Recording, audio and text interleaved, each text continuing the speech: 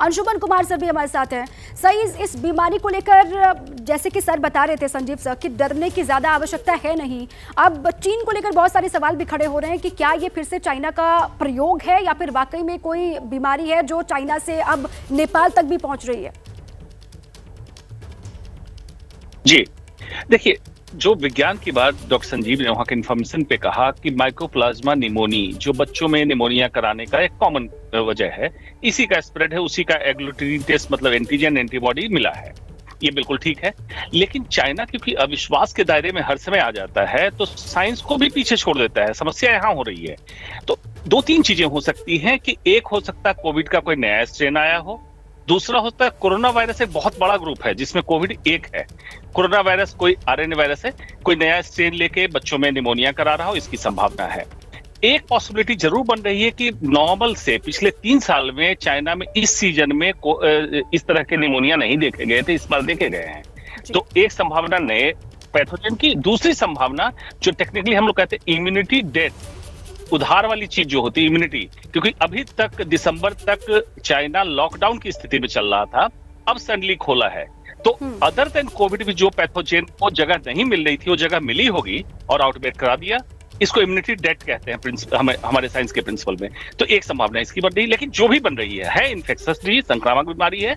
China तो अपना काम कर ही रहा होगा, लेकिन एडजॉइनिंग कंट्री जिनसे उनका आवागमन है, जो पड़ोसी मुल्क है, उनको भी ध्यान देने की आवश्यकता है। ठीक है सर, आप रहे हमारे साथ। चीन में फैली बीमारी पर भारत की भी लगातार नजर है, सावधानी यहाँ पर भी लगातार बढ़ती जा रही है। केंद्रीय स्वास्थ्य मंत्रालय ने बयान इसको लेकर जारी किया गया है। चीन में इन्फ्लुएंजा के हालात पर नजर है, ये कहा गया, और हर आपात स्थिति से निपटने को हम तैयार हैं, ये कहा गया है केंद्रीय स्वास्थ्य मंत्रालय की तरफ से। और देखिए, चीन में बीमारी लगातार फैल रही है, लेकिन आसपास के जो मुल्क हैं उनको भी सावधान रहने की जरूरत है, आवश्यकता है। और इस पर भारत का रिएक्शन ये है कि हम एकदम तैयार, हमारी नजर वहां पर बनी हुई है। संजीव 24 लगातार बने हुए हैं। सर, जैसे कि अभी अंशुमन कुमार सर भी कह रहे थे कि आसपास के, हालांकि बहुत परेशानी वाली बात तो इसमें है नहीं, क्या है और कैसे ये फैल रहा है, किन पर ज्यादा इसका प्रकोप हो रहा है, इसको लेकर बहुत सारी बातें जल्दी साफ भी हो जाएंगी। लेकिन आसपास के जो मुल्क है उनको एहतियात बरतने की आवश्यकता है, सावधान रहने की आवश्यकता है। संजीव सर देखिए, अभी ऐसे इंडिया और चाइना की कोई डायरेक्ट फ्लाइट नहीं है, तो लेकिन इंडिया चाइना वीज़ा इशू कर रहा है इंडिया के लिए। तो जो वो थ्रू हांगकांग या सिंगापुर रूट से लोग ट्रैवल कर रहे हैं और वापस भी आ रहे हैं। तो जो भी अगर में करना है वो एयरपोर्ट पे जो पोर्ट ऑफ एंट्री है उस जगह को अगर थोड़ा सा भी स्नीजिंग या कफिंग या क्वारंटीन वाली स्थिति आती है तो बाकायदा उसको चेक करके हम इंडिया में ही डिटेक्ट कर सकते हैं कि ये किस तरह का निमोनिया वो कैरी करके आ रहे हैं या किस तरह का फ्लू कैरी करके आ रहे हैं। ऑल दो दे आर वैक्सीनेटेड, लेकिन वो पता करना कोई बहुत बड़ी बात नहीं है, हम लोग पता कर सकते हैं। क्योंकि ट्रैवलिंग जो लोग भी यहाँ पे बिजनेस ट्रेडर्स आते हैं वो थ्रू हांगकांग आ रहे हैं और probably they are carrier also. ठीक है, तो भारत को ज़्यादा परेशान होने की ज़रूरत नहीं है। आप कह रहे हैं कि डायरेक्ट फ्लाइट नहीं है, तो आवागमन डायरेक्ट नहीं है, जिस वजह से परेशानी हमारे लिए बड़ी नहीं हो सकती है। इसी बीच में एक और बड़ी खबर क्या है वो जल्दी से बता दें दर्शकों को। इंटरनेशनल ऑर्गेनाइजेशन प्रोमेड का दावा इसी को लेकर सामने आया है। वायरस का प्रकोप बीजिंग लियोनिंग में ज़्यादा है, ये कहा गया। लियोनिंग से हुई बीमारी की शुरुआत, प्रोमेड ने कहा। प्रोमेड ने कोविड से सबसे पहले चेताया था, ये आपको याद होगा। प्रोमेड ने दुनिया को कोविड की जानकारी दी थी सबसे पहले। और अब प्रोमेड का दावा यह है इस रहस्यमयी बीमारी को लेकर कि वायरस का प्रकोप बीजिंग और लियोनिंग में ज्यादा है। लियोनिंग से इस बीमारी की शुरुआत हुई और प्रोमेड ने कोविड से पहले भी चेताया था कि इसका प्रकोप लगातार बढ़ सकता है। अंशुमन कुमार जी लगातार बने हुए हैं।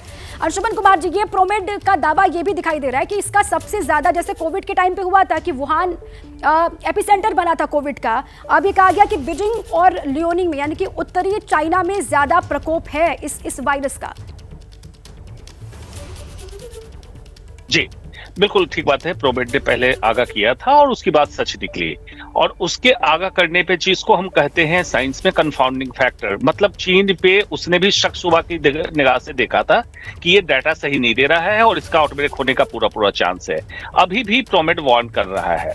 जो मैंने बात बताई, रेस्पिरेटरी वायरस है, मतलब संक्रमण से ही फैलेगा, तो रेस्पिरेटरी एटिकेट, क्वारंटीन और जो हमें एहतियात लेना, हमारा सिस्टम जो है ICMR हो, मंत्रालय हो, सबके पास सारी सुविधा, सारी इंफॉर्मेशन होती है। चाइना कितना भी छुपाए, हमें अपना अलर्ट रहना है हमें उसके डाटा पे, उसके रिपोर्ट पे ज्यादा ट्रस्ट नहीं करना है, हमें अपने कंट्री को जरूर देखना है। बिल्कुल ठीक है, क्योंकि कोविड के टाइम पे जो सवाल उठे थे, तमाम स्टडीज सामने आई थी और उनमें ये कहा गया था कि चाइना में प्रयोग किया गया, जिसके बाद कोविड फैला, ये कहा गया तब भी कोविड के वक्त में, और जो तमाम जानकारियां सामने आई उसी के बाद अब सवाल इस रहस्यमयी बीमारी को लेकर भी उठ रहे हैं कि ये बीमारी क्या कोई चीन का प्रयोग तो नहीं है।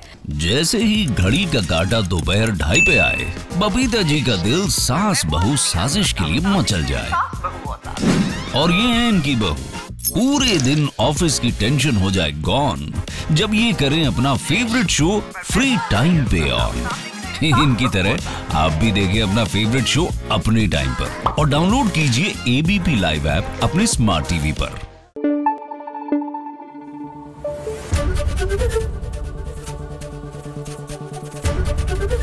एबीपी न्यूज आपको रखे आगे।